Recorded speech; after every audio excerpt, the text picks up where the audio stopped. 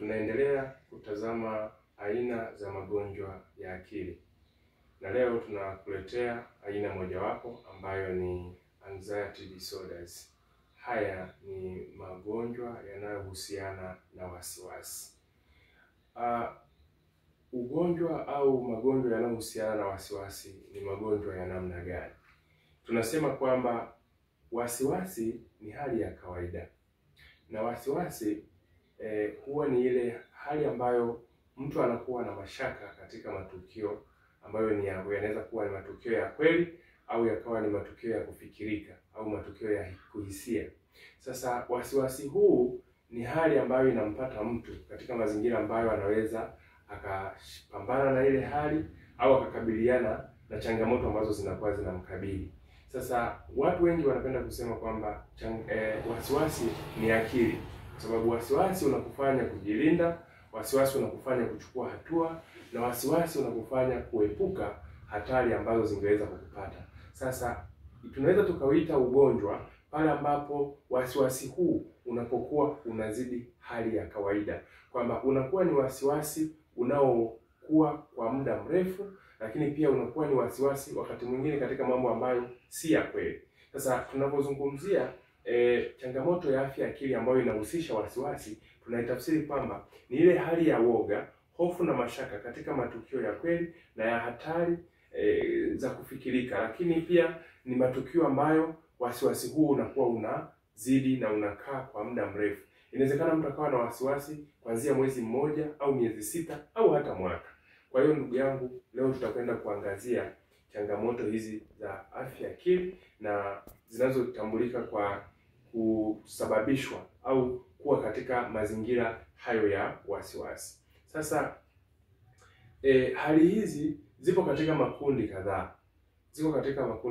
Na utaona kwamba iko aina mojawapo ya changamoto ya afya ya akili ambayo inatokana na wasiwasi, ambayo kitaalamu inatambulika kama generalized anxiety disorder. Huu ni wasiwasi wa jumla, ni wasiwasi mkubwa, lakini pia ni wasiwasi katika nyakati ambazo unadumu kwa muda mrefu zaidi.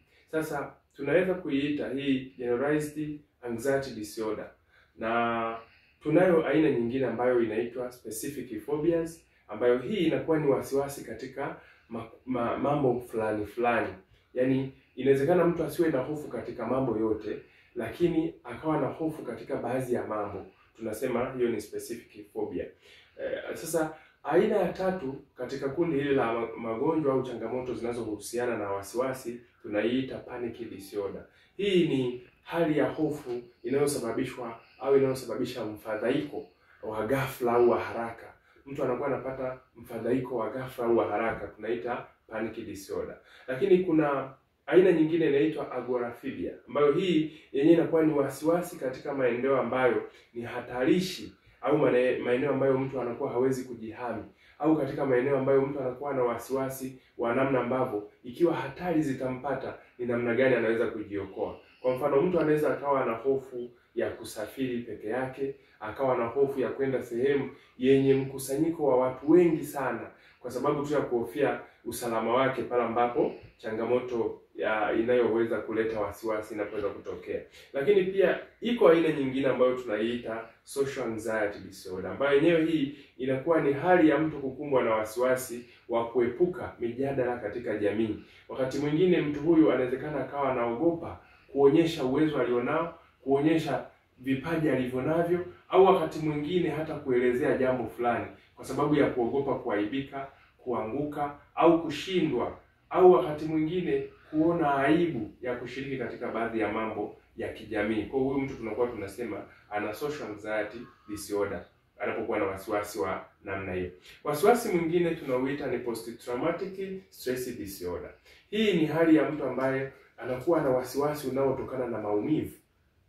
Anakuwa na wasiwasi unaotokana na hali ya maumivu.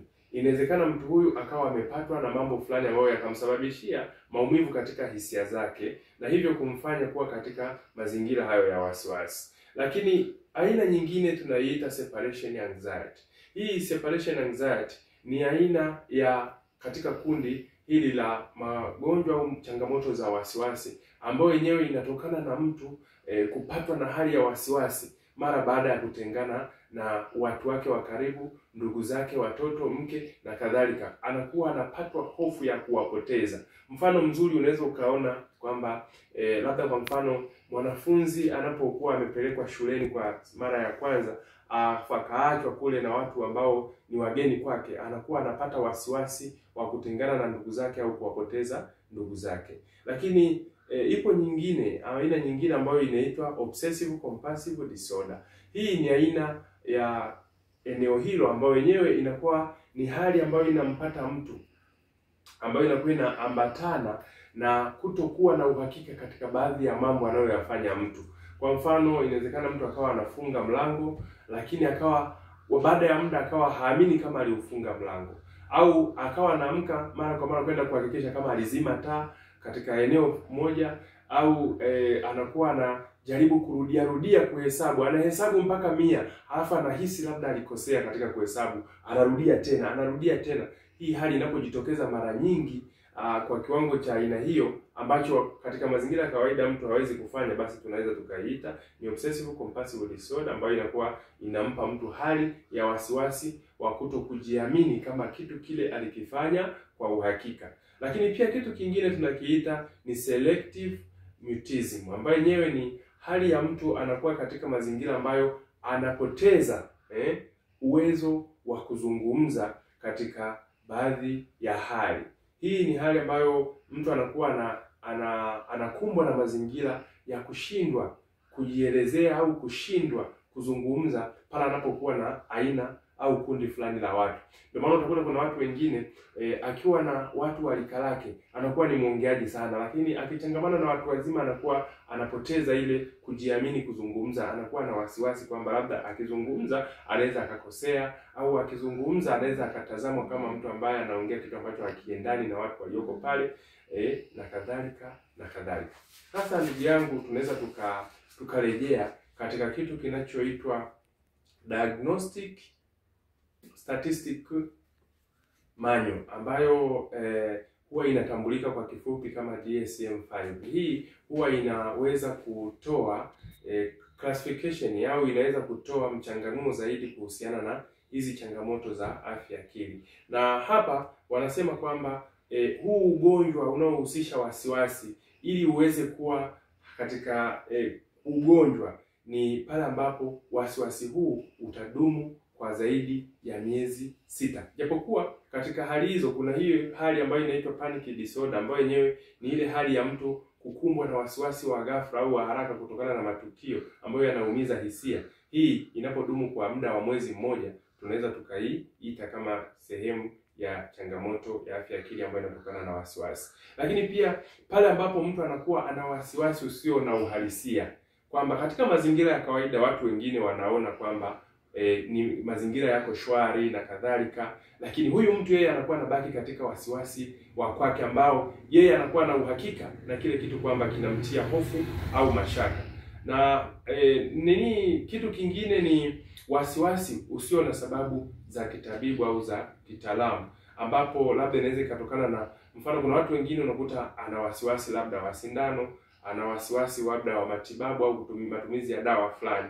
Kwa katika mazingira kama haya ambapo mtu anakuwa na wasiwasi ambao hautokani na vitu hivi ambavyo labda ni vya kitabibu na kadhalika, basi tunaweza kumclassify kama mtu ambaye ana changamoto ya afya akili inayohusisha wasiwasi.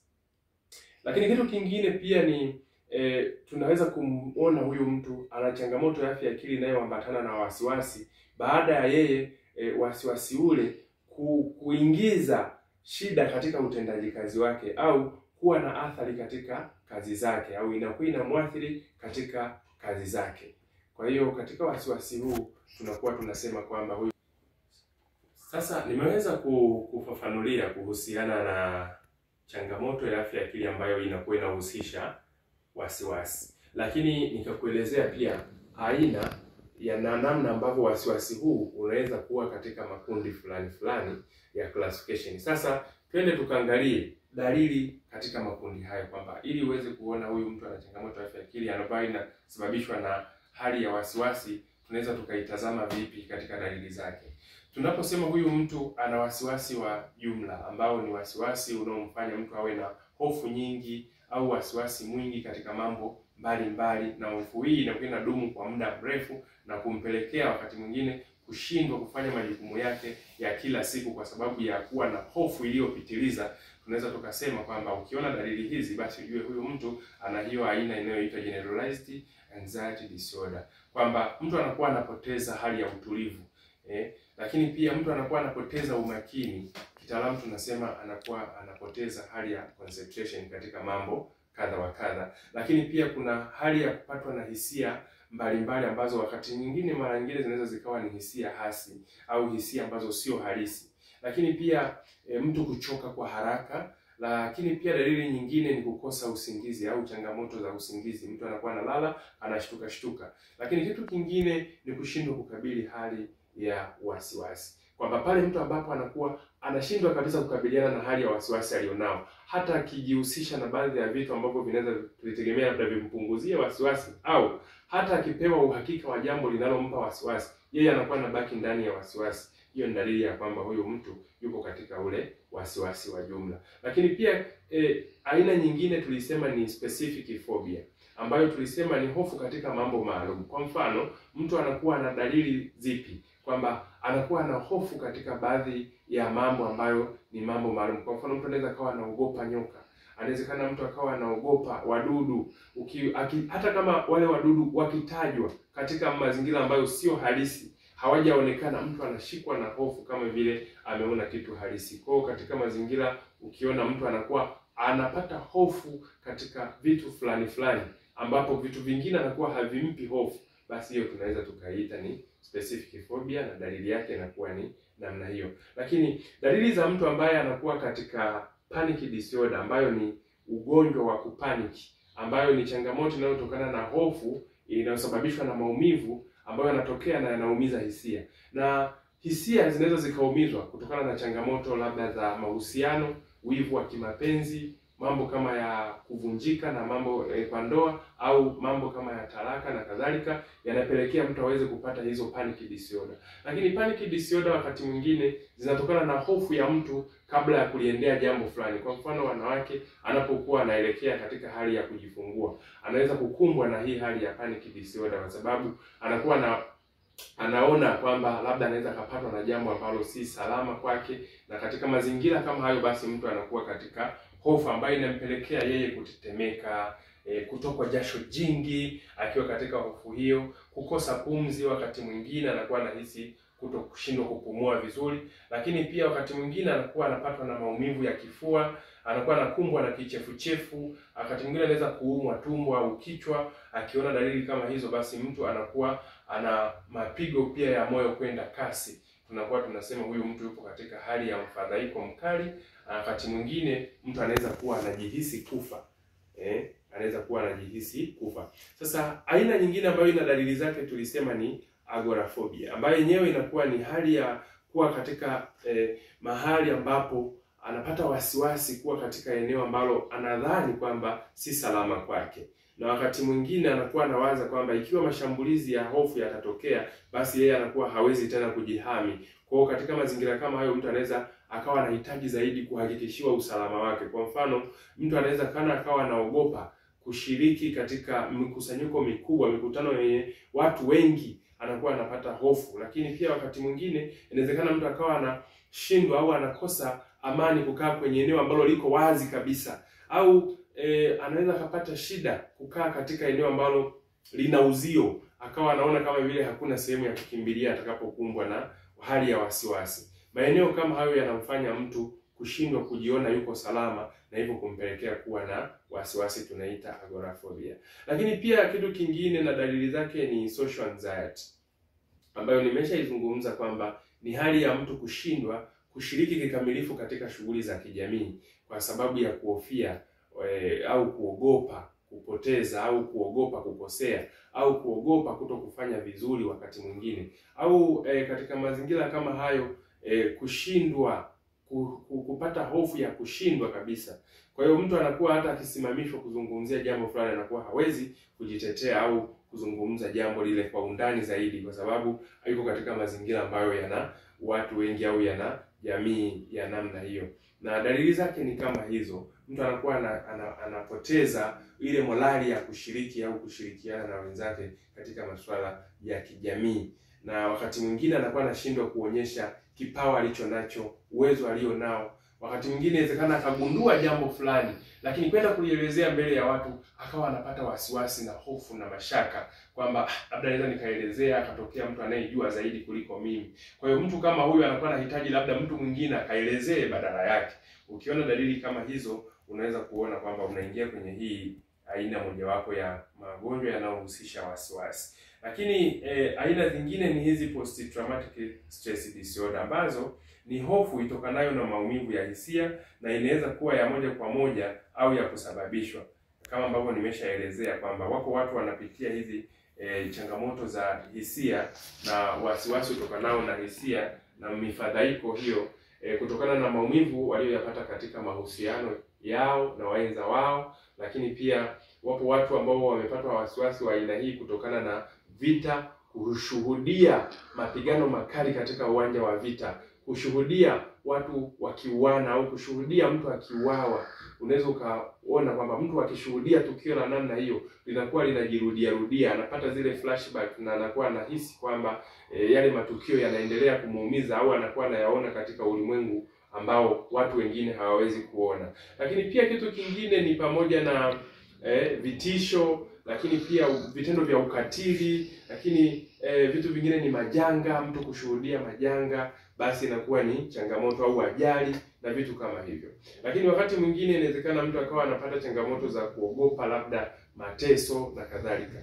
Lakini dalili hizi ni kumbukumbu mbaya au kuwa naota ndoto ambazo ni za kutisha. Mtu anakuwa anapata kumbukumbu mbaya na kuota ndoto za kutisha. Anapokuwa analala anapata ndoto za kutisha. Lakini kuna hiyo nyingine ambayo ni separation anxiety, ambayo tulisema yenyewe ni hofu ya mtu kutengana na watu wake wa karibu. Anakuwa anapata wasiwasi kwamba pengine hawa watu atakuwa amewapoteza. Sasa kitu kingine ambacho nimeshakizungumzia ni pamoja na hizo obsessive compulsive disorder, ambapo mtu anakuwa hana uhakika katika mambo fulani ambayo anayafanya. Mtu anakuwa anafanya vitu kwa kurudia mara kwa mara, anarudia kuto kujiamini kama kile kitu amekifanya kwa usahihi. Nyingine ni selective mutism, kama ambavyo nimekwisha kuielezea. Lakini twende tukaangazie sasa kwamba ni sababu zipi zinaweza zikapelekea mtu kuwa na au kukumbwa na hali ya magonjwa haya yanayohusisha wasiwasi. Inawezekana kabisa ziko sababu zinazotokana na vinasaba, kwamba mtu anaweza kazaliwa na vinasaba, labda katika ukoo au familia au katika historia ya familia yake kulikuwa na watu ambao. Kwa hiyo katika vinasaba mtu anakuwa anazaliwa na hiyo hali kutokana na kurithi kwa wazazi wake au wakubwa zake katika ukoo wake. Wako watu ambao ni vitu ambavyo kutokana na tunasema ni genetic mutation, kwamba katika kuzaliwa kwake kwenye upande wa vinasaba kunakuwa kuna mabadiliko. Wakati mwingine zile seli zinazohusisha genetic au katika namna ya maendeleo ya seli ndani ya mtu zinakuwa zinapata changamoto kwa sababu mbalimbali, basi mtu anaweza akazaliwa na hitilafu za kuwa anakumbwa na mambo kama hayo ya wasiwasi. Lakini pia kitu kingine ni mazingira, na hizi sababu za kimazingira ndizo zinasababisha kwa kiwango kikubwa sana maumivu labda yanayotokana na mahusiano, kama ambavyo nimekwisha kuelezea, matukio ya ulevi kupindukia, mtu kukosa ajira, matukio kama majanga, labda mikopo na vitu kama hivyo, mtu kupata hasara, pamoja na mambo kadha wa kadha ambayo yanakuwa yanamkumba mtu na mwisho wa siku anakuwa katika hali hiyo ya msongo mawazo ambao unapelekea kuwa na wasiwasi mkubwa. Lakini kwenye upande wa matibabu yake, mtu huyu anaweza akapata matibabu ya msaada wa kisaikolojia na matibabu yanayohusisha matumizi ya dawa kulingana na ushauri wa daktari. Na hapa kwenye matibabu yanayohusisha saikolojia, manake mtu atapewa ulinzi wa saikolojia yake katika mawazo yake kwa kukutana na mtaalamu na kuzungumza bayana mambo ambayo yanakuwa yanamkabili na yanamsibu. Lakini kwa namna moja ama nyingine, utolewaji wa elimu ya saikolojia ambayo inamfanya mtu kuelewa kwa upana na undani kuhusu wasiwasi ni nini. Lakini pia kitu kingine ni ushauri wa mtu kupumzika, kupata muda wa kupumzika badala ya kufanya kazi kwa muda unaozidi, na hivyo kumfanya mtu huyu kulemewa na namna ambavyo anaweza kuyafanya mambo yake yaweze kukaa sawa sawa. Tunashauri pia watu kufanya mazoezi na kubadili maeneo ya kutembelea na kuondoka katika maeneo ambayo wakati mwingine mtu ameyazoea, yatamfanya mtu kupata new experience au kupata mazingira mapya ambayo yatamfanya yeye kuwa katika hali ya msawazo wa hisia zake. Baada ya kuelezea hayo kwa upana, mpaka kipindi kingine ambapo tutakuja na tutakuletea aina nyingine ya changamoto za namna hii. Langu jina naitwa Sospeter Bulugu. Ulikuwa na mimi kupitia kliniki ya Imarisha Afya ya Akili. Afya ya akili ni afya, imarisha afya ya akili. Asante.